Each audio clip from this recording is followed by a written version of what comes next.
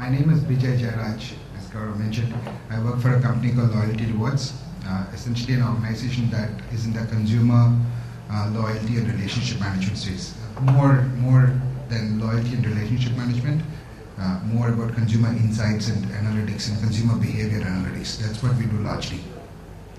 So I'm going to start today by sharing with you something that has deeply puzzled me for a while. We, as a young organization, we've been around for not very young, 5 to 6, 7 years now, and consistently through this journey, this puzzling thing that's come across part of business, and I want to share that with you. So it's a part of managing loyalty program for a lot of banks, and we work very closely with retail industry.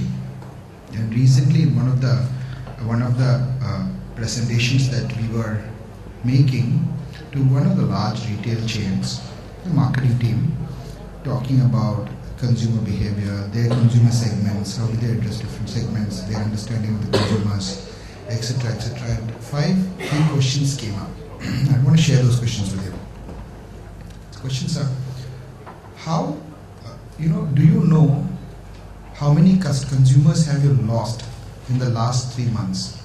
It's a pretty straightforward question, seemingly very simple, but in some way extremely critical for every marketing manager worth his name to know these questions. Do you know how many consumers you lost in the last 3 months? Do you know how many of your consumers go to your competition? Irrespective of whether you're a large organization or small, even if you are a medical store operating out of your neighborhood, and if you have 5 medical stores around the place, do you know your consumers who come to your store, do you know how many of them go to these competing medical stores? Or whether it's a large apparel chain or electronics, whatever be it. Do you know your share of business? What share of those consumers' business do you get vis-a-vis what part of it goes to the competition? Do you know who your consumers are? And do you have any way in which you can reach out and talk to them, connect with them directly? And most importantly, the last question is, would it bother you if your competitors' answer to the above questions were yes? And we get to ask this question because we work with a large number of retailers. We get to ask these questions to a good number of retail organizations in various forums, and more often than not, I get a resounding no as an answer. So you can see almost 97, 98, 97 people. Do you know how many consumers did you lose? No clue. Do you know what's your share of wallet? No clue. Can you reach out to them directly? No clue. Interestingly, somebody actually said, your competitors say yes. It should freak every marketing manager out. But somebody actually said, one small minority said, I don't care either. That's the puzzling phenomenon that I've been sort of grappling with as part of my work in this organization for now almost 5-6 years. And the way I see it, it is actually a result of what has happened over a period of time in India. It's a very natural, if you will, a social evolution. When I was growing, I was a kid. When I walked into a store, I knew the storekeeper, I knew his father, his kid, and mostly he would know where I am coming from as well. India was actually a very personalized country. The last 25 years, while we talked about rapid urbanization, economic development, more than anything else, rapid urbanization that has led to depersonalization, the connect between the retailer and his consumer. The CERT who used to have one store and who really knew all his consumers personally now have 5 stores. And there are storekeepers who churn once in a while employees, and the personal connect is completely broken down. It's like I said, it's perhaps a social evolutionary course, and it needs to, yes, of course, get replaced by technology and database and all of that, which has happened in the advanced markets. In India, has not yet seen it. So we are in that strange flux in the middle right now, where the depersonalization has happened. You have this massive retail industry in India, large country, no consumer connect, zero consumer connect. So we want to understand it a little more closely. So we looked a little closer to the retail industry and did a comparative study between retail industry and banking industry. from a profitability perspective. It's amazing for a country which is maybe, now with Jan Dhan Yojana and all of that, about 600 million banked population, perhaps that's a stretch. You have banks which are making 13,000 crores, 15,000 crores, 10,000 crores, 7,000 crores, 8,000 crores, serious amount of net profits. And then if you look closer to the retail industry, I don't see any. You hear about the Walmarts of the world, but India hasn't seen any large retail organization really throwing up cash. And that industry caters to the entire population, 1.3 billion. Pretty much like the airline industry, we're constantly in the doldrums, wars about lack of profitability and challenges and real estate cost and various other reasons, but the industry is really not throwing up. And I think the primary reason for that is that it is a large industry where, like we spoke earlier, the depersonalization has happened. Retailers do not know who their consumers are. It hasn't yet been replaced by technology and databases and systems and processes. So it's really a blind spot right now. No data, completely bereft of any consumer data, consumer behavior analytics, all of that. All of us know this really smart things about, by the time you place your order to produce 1,000 pairs of jeans, and if you will, in Tirupati or in China, wherever it's getting produced, you should know where you'll stock it, who will buy it, the full chain, etc. But all of that is just theory. It doesn't exist very well in India. It really doesn't exist very well in India. Look further, Indian retail industry, massive $600 billion retail industry. I'm putting everything together. What percentage of this total industry do you think will be a recorded transaction? And I'll explain. When you walk into a store, when I walk into a store, pay the storekeeper 500 rupees and buy something. So storekeeper actually says, okay, Bijaei came on such and such day, paid 500 rupees and purchased something. It's a record kept by him. And if I go back again, he will know what are the 2 days that I went. Vis-a-vis, someone else went in and gave 500 rupees cash, he put it into the cash box, gave you whatever you want. Consumer walks away, no record. So there is no record of who bought, how frequently, what is the average frequency, etc. Nothing. So like that, recorded versus non-recorded transaction, what percentage of India's retail industry would you think is recorded? Less than 1, actually. So 1% would actually make up 38,000 crores. If you add up the smart retail organizations in India, the Shoppers Stop, which has a wonderful loyalty program called First Citizen, significant part of their transactions come from First Citizen members. So all of the First Citizen members' transactions are recorded. Like that, if you take Landmark Rewards and Pantaloons and everybody who's got a loyalty program, add all of that up and throw in the new online commerce as well, e-commerce as well. All of that will not add up to 38,000 crores. Actually, top line will not add up. It's difficult. And rest of the entire retail industry transactions are unrecorded. Nobody knows who came, where did he go, how frequently does he come, what are his likes, dislikes, does he or she prefer to come on Monday vis-a-vis Thursday, and accordingly you can stock your stuff, etc., etc., etc. So here you really have an industry that is running on, practically on sale. They literally compete with each other to display sales. There's a 3D display and there's a 2D display, and somebody's actually got a 4D display of sale as well. So, which is perhaps why the industry is really not throwing up cash a lot. It's not a very, very profitable industry. Fundamentally because there is no consumer understanding. Let me pause here a little bit on the retail industry and look at another industry which is very closely associated, which is financial services. More specifically, payments. What's going on there?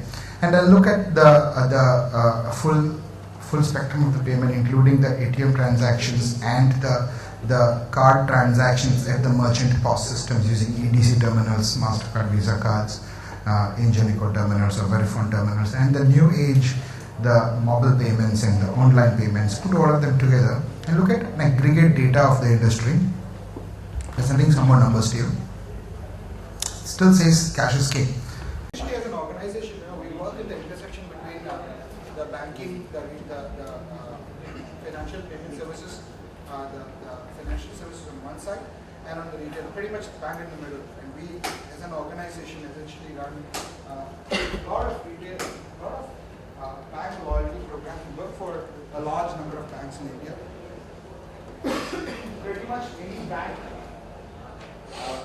which is large and respected, starting from the State Bank group, which includes State Bank of India and all the associate banks like Hyderabad, Travancore, Patiala, all of them.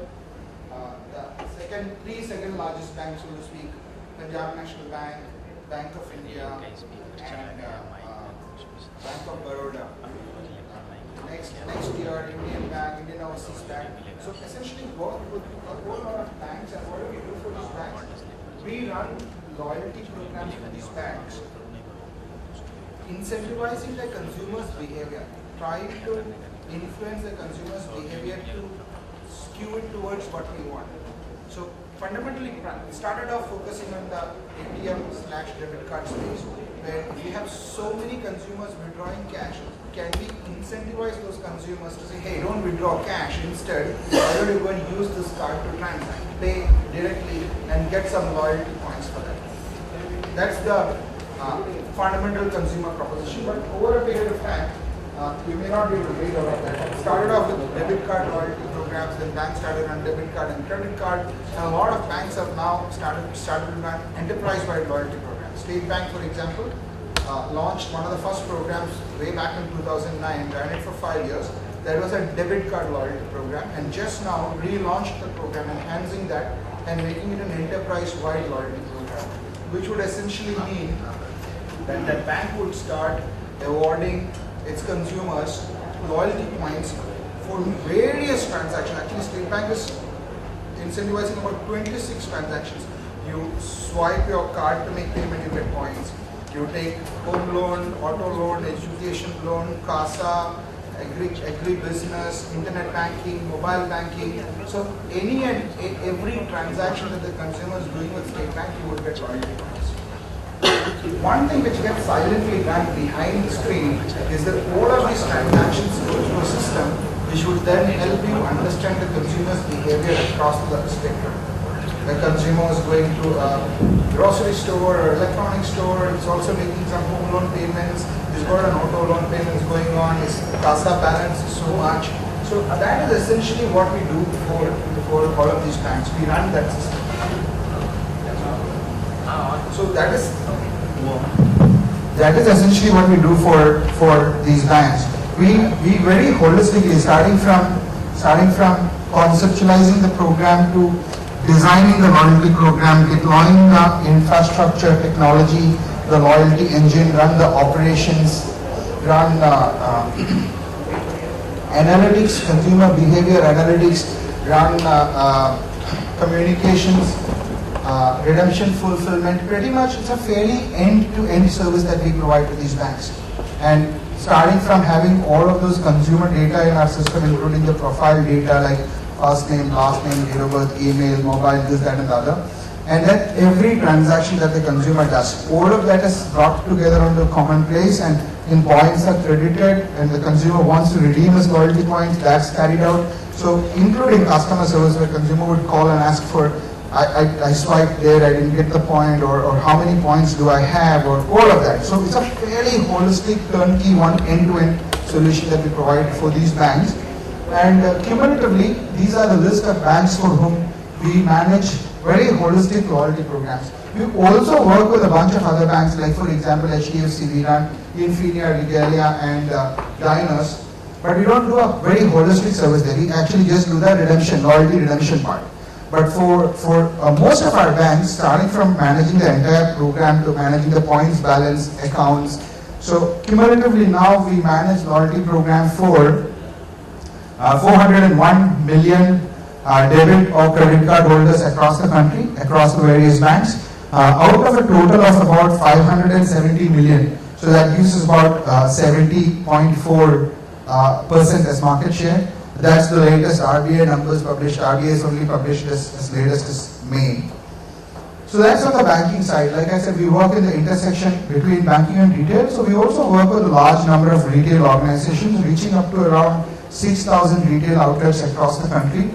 and a whole lot of online e-commerce players as well. Essentially what we do is that if we have so many consumers and we know who are they, what do they spend, how frequently do they spend, their likes, dislikes, preferences, everything, can we generate tremendous amount of consumer behavior insights from this data that we have and use that for the benefit of the partner organizations that we work for, retail partners. Can we drive consumers to our retail organizations? That's what we do, and we do it in a very interesting fashion, essentially bringing together both these different entities together onto a common platform.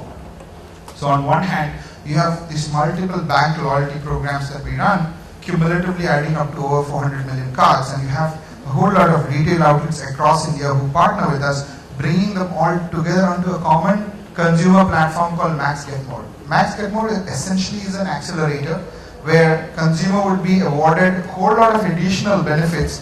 So all of those retail outlets are Max Get More partners. So any retailer who we work with them by bringing them onto the platform, by which they will then be able to attract over 400 million consumers. It's really bringing together essentially something like this, where you have a whole lot of banks, we run their loyalty programs, and our retail partner has the opportunity to try and understand. We might have 400 million, that doesn't matter. If there's a retailer, he might have relevance to maybe 500,000 consumers, in some cases maybe only 10,000 consumers. We would know precisely who those consumers are because we do the consumer behavior analytics and we know who's going to buy an electronic item next week, who's going to buy a mobile phone, or who's going to buy an apparel. And based on that information, based on the catchment location, based on his average transaction pattern, we can take precise offers to precise consumers. That is essentially, it's a game of consumer data and insights and analytics more than anything else. And we do this to the tune of about, like I said, about 400 million cards. That's over 70% market share in India. We now do about 33 million transactions in a month. Going back to all the months that we've been in existence, we have so far processed over 900 million transactions. What I mean is, when you walk into a store and pay using your debit card 500 rupees and buy something, I would call that as a single transaction. Like that, we would process that transaction to award points depending on whether it's 500 or 1000 or 1500. Depending on that, you will get X number of points in your account, which will add up over a period of time, and then you could redeem.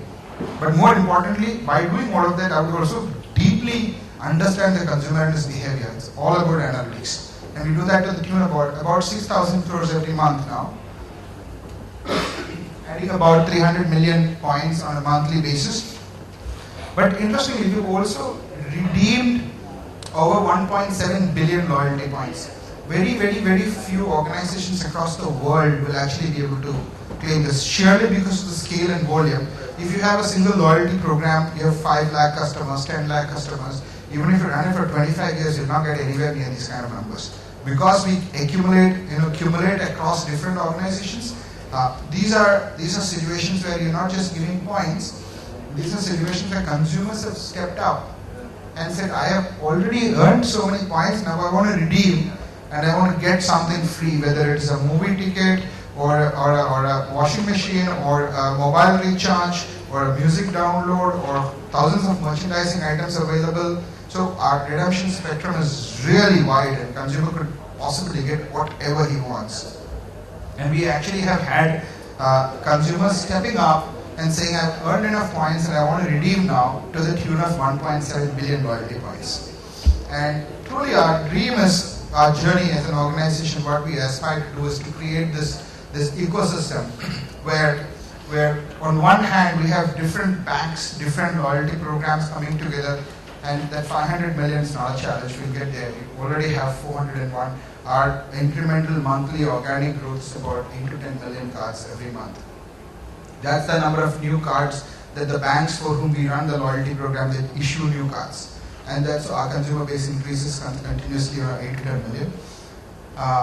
We have 6,000 retail outlets. Like I said, we aspire to have 500,000 retail outlets across India, where consumer could go swipe his card and earn more number of points than what the bank would offer, or get special offers made by those retailers.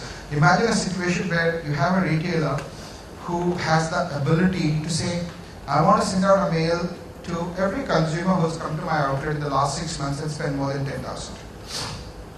Like we said earlier, less than 1% of those retailers can do it today. They don't have the database. But by partnering on to Max Get More as a platform, those retailers will actually be able to share with us, I want to communicate this offer or that. And we aspire to get to a day when we can carry out 10,000 campaigns every day. And if you have 500,000 retail outlets and 500 million consumers on the other side, you can actually carry out that kind of, it's heavy duty systems, technology, etc. But it's really about bringing together millions of consumers and thousands of hundreds of thousands of merchants together on a common platform. And given that all of these transactions are going through a single platform where you can carry out generating unbelievable amount of consumer insights, behavior analytics.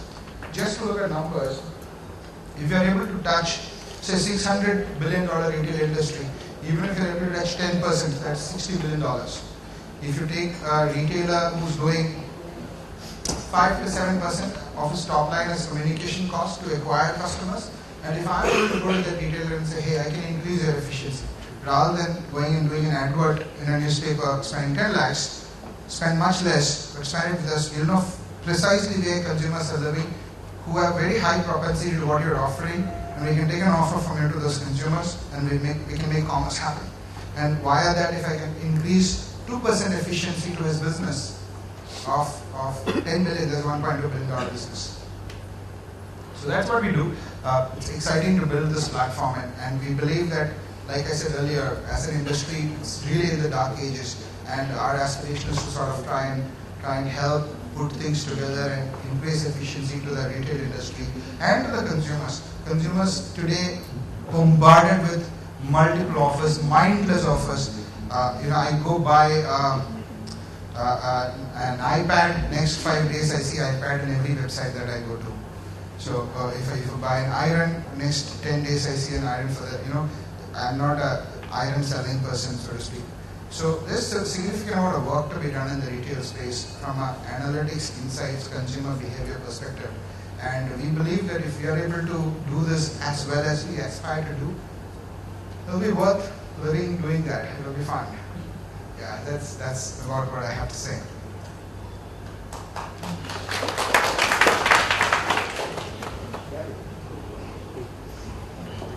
Hello, Ambul. Looking at your presentation, it seems that you're also trying to address the small part, which is the guys who have the credit card, the guys who have a debit card, and out of the 600 billion that you mentioned, I would assume 90% plus would be in the mom and pop, small store, one single restaurant where cash is being transacted. So it seems that what you're addressing is still the top part, and does the single restaurant owner come to know who his customer? He won't still be able to answer the 4 questions, and many of the customers that or your clients that you shown here, they have some way or the other of knowing, because some of them are large stores. They would know. They would have either a loyalty program or people are using their credit card to pay. I mean, I'm just highlighting this because I met a bunch of kids who showed to me exactly what you were showing, which is they are addressing the small guy. They have a loyalty program for the mom and pop store, and which is interoperable with one store to the other and using an app and a card-based system. So I'm wondering, are you looking to get into that space also? Because that seemed like the crux of your presentation initially, but what came out was that you're still addressing the banks in the small part. You see, part of what you're saying is right. Some parts not. So in some way, yes, we are addressing a part of it. I wouldn't call it small. We are addressing a part of it. So essentially, we're not trying to address the cash part. But in some way we are, because when I say these 400 billion, that's pretty much a big part of the 600 million bank population. Actually, the spending population, if you take out the kids, it's a pretty large segment that we are addressing. We are not only talking to the credit card holders, like you perhaps called it as. We are talking to the credit and debit who are spending, say, 18,000 to 1,000 crore in a month. But there's also another 2 200,000 in cash, right? We're not overlooking them. We know those guys. We have their profile information. We know they're withdrawing cash. We know where they live. And we are trying to tell them to convert that cash into card transactions. We're not overlooking them. That's the big opportunity that we're looking at. So we're clearly trying to address them. We're trying to actually go to them and say, listen, based on your profile, and we can do various analytics techniques there. So somebody who may have never done any transaction on his card, so we don't know his buying behavior, but we know his whole lot of other behavior, maybe his mobile banking frequency, internet banking, CASA balance, this, that, and the other.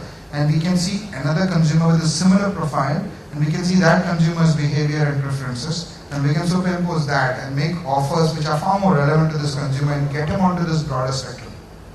So we are not trying to only address, but yes, in the other way, what you said is, yes, it's not just the large chains, we will also have to address the millions and millions of small shops as well. And like I said, there are various organizations that spring up trying to help the retailer. The challenge in that model, as I have seen it, is that when you try to do this bottom up, you go to a retailer and say, I'll set up this tab or an app, or there's no lack of technology in India, right? And say, and one retailer, two retailer, or three retailer, you're sort of trying to build a consumer base and trying to make the consumer go back. But it takes a significant amount of time to build up that base. That's one of the challenges that I've seen. If you have 100 outlet and you have a walk-in of 100 in a day, conversion is probably 50, out of which a segment of them will join your loyalty program. All of that, after doing all the maramari across 100 stores, you'll end up with like 0.3 million base in end of 1 year. So we said this is not going to work, and this is not going to scale very fast. So we approached it top down. So the difference between a whole lot of those young boys you see and us is that we are not just going to a retailer and say, let me help you, but I'm also going to and say, hey, let me help you, but I'm also bringing a consumer base of 400 million, and I know where they are, who they are, and who has high propensity to what you're offering. And let me connect you with that consumer in a far more efficient manner than you're going to put an ad in a newspaper worth 10 lakhs and waiting for something to happen. So our approach is top down and also bringing value to the table before we go to. So usually when we meet a new retailer, we sit down and make a presentation. We see them sometimes literally gasping, saying, we can actually know, let's say a retailer who has a loyalty program, he will pretty much know everything that's going on in his world. And in his world, essentially there are three types. Whole lot of cash transaction, whole lot of card transactions are divided into two: cards that we manage and cards that we don't. So we will have one part of the pie in his whole transaction, pretty much any retailer you take. And before we can actually meet him, we can do analytics to understand what is that pie, and then we can actually extrapolate a lot more about those consumers outside his world, and that's the data he will get from nobody else in this country. We'll actually tell him the frequency in which the consumer is coming to him, vis-a-vis the frequency in which those consumers are going to his competition, what is the share of wallet, what kind of churn does he see, whether he's seeing consumers coming in or going out. Some retailers say I get 10 crores from my consumer base, which is, say, for example, 10,000 consumers making, or let me say 10,000 transactions gave him 10 crores business. His competition, 5,000 transactions gave him 8 crore business, perhaps far more profitable, higher ATV. So these are insights which these retailers have no way of getting. So before we even approach them, we analyze so much that they find it unbelievable. The challenge that I've seen more often than not in the Indian market is that you can sit and make a presentation where there's enough value that's poking in your eyes, and there are times when people still don't see it. They'll say, hang on a sec, let me finish the independent sale, and after that you come back to me. Let me carry out a 50% discount sale, and after that I'll talk to you.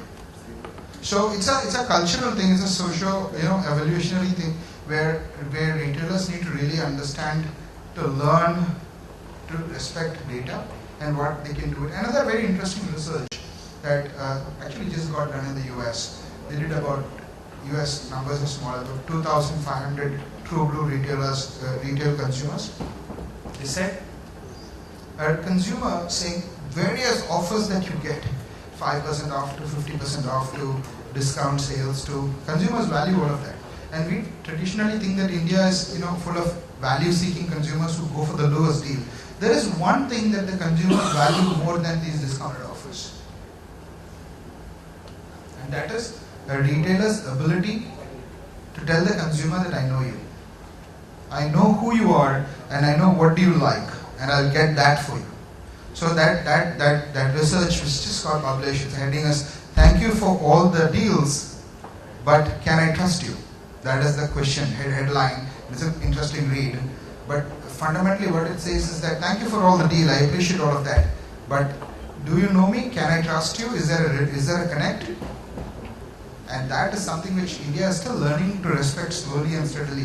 The e-commerce push is in some way overall helping the industry, but the brick and mortar industry is still struggling with the fact that they need to learn to respect data. Like I said, I can present value which can poke in the eyes and you would say, hang on, come back, let me finish the sale. I just wanted to understand how. Sorry. Go ahead. Success of your business model depends on more cards being issued, it seems. So why should that change now? It hasn't changed, or it's a slow progression now. Why do you see more cards, debit cards, or credit cards? So just again to give you data, and I can go back to last 48 months. So credit cards for a very long time has been about, from 2008 they were hovering around 18.5 million. It went on for a long time till 19, 19.2, 19.3. Now I think it's still shy of 20 million cards credit in India. Debit on the other hand, of late it has been growing to the tune of 12 to 14 million every month. And that's largely also because of the Jandhan Yojana, and some of those cards are getting issued which do not have a lot of balance, and I can hear a lot of cribs around it, but that's truly the massive opportunity for the future. Every maid and every driver and everybody is getting a bank account, and tomorrow they'll all get into the bank population card. So all of that cash that we talked about, 200,000 crores, that's like massive proportion of GDP. That can actually, so the debit cards growing is not a challenge, it's already growing very, very fast. Like I said, we organically grow about 8 million every month. And it will continue to grow till such time that pretty much everybody has a card. There are matured markets where people have 2 or 3 cards per head. But in India, at least we'll get to a point where everybody has a card on an average. Then the challenge truly is to understand the behavior and understand which consumer, which retailer, what is the right fit, increase efficiency in trying to connect the right retailer to the right consumer, rather than spray and pray. You put an ad out and wait for the rains, and there's no guarantee. So increasing efficiency, card issuance is not a challenge at all. Yes. Hi, this is Nitesh Naga. Quite encouraging to hear about the use of analytics.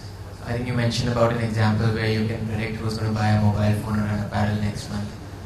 So just in very layman's term, if you can help us understand what kind of data is available out there and what kind of logics you use to arrive at conclusions like this. Yeah, it's actually not quite layman actually. But having said that, from a data perspective, 2 kinds of data predominantly: profile data and transaction data. So profile would include first name, last name, date of birth, email, gender, address, designation, all of those typical demographic profile information of the consumer should help you understand who's he. And then you also have all his transaction data. If it's a program that we run for the debit cards only, then you know all his debit card transactions. If it's an enterprise-wide program, you would know his debit card, internet banking, mobile banking. If it's even bigger, where banks have added home loan, auto loan, everything. So eventually you sort of do see everything that the consumer does. So transactions, and you also know where does he do. If he goes and swipes in Chennai, in GRT, in which store, we know these days the geocodes and all of that. That's not a challenge at all. So you know who's spending where, what frequency, what category is it that merchant is an apparel or electronic or MCC based element. And then you take all of this data, and in our organization we used to be on SaaS for the longest period, and SaaS is arguably one of the best analytics software available in the world. Not many people actually would know at what volume will SaaS begin to break. And we actually went through a process like that, and we now moved to R. So more than anything else, we use R for data analytics. And also, off late, last 1 year, we started to do big data. So Hadoop servers and a whole lot of instant decision-making recommendation engines coming in, where if you know a consumer's transacted in a particular outlet, and if there are more partner outlets around and if there is any offer from a particular partner who the consumer has a very high propensity to go to, then we make an instant offer to the consumer and all of that. But it's largely analytics. I can't tell you what specific analytical models do they use. I'm not an engineer. Sorry about that. No, actually the question was just what would make you predict that this guy is going to buy a mobile phone? Not really that. Essentially, what would make you predict historical analytics? We also do mostly historical analytics, but we also add external data on how various, say, gold prices going high, how rainfall, all of that streams also go into the analytics model. So we have an analytics team, IT guys, and they do some really interesting stuff.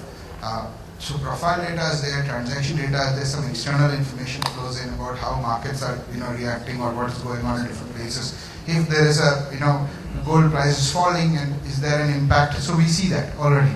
And so next time something is oil price is falling, what is the impact?